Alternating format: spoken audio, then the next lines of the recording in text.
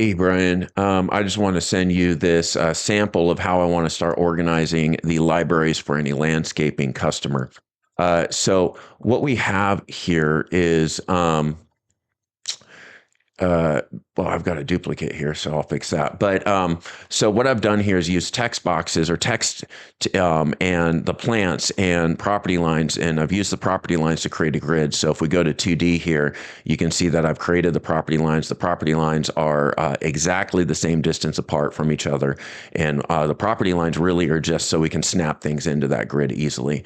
Then we go back to 3D, and I wanted to show you something. So in project management mode, and there's a couple other modes I think, like custom shapes and pools, and most of the modes that we have, most of the menus that we have will have some type of text box function here. So when you select a text box, you have two different options here. You come down here and you have 2D or 3D. For our application, 2D is what we want, because as we rotate around a plant, you see that that 2D text is going to stay facing forward relative to the, we'll call it a camera angle, right?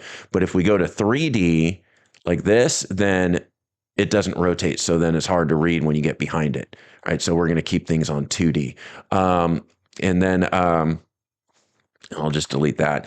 So what we're going to do is go through, I'm starting by going through this book called Southern Living Plant Collection that I showed you. And I'm finding the plants that I can find in that book, and I'm snapping them to the grid, and I'll organize them the way the book organizes them. Then I'm naming them what the book names them. But what I want to do is have like Greer tell us what plants he wants to keep in his library and what he calls them, what he would call them if he was giving us a plan to execute.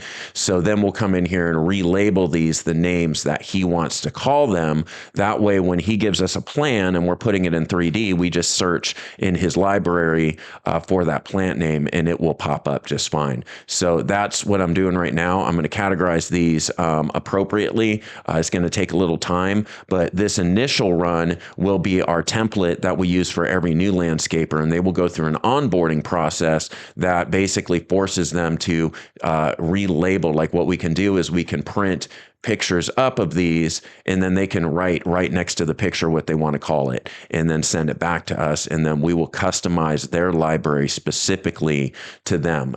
So that'll be part of the onboarding process.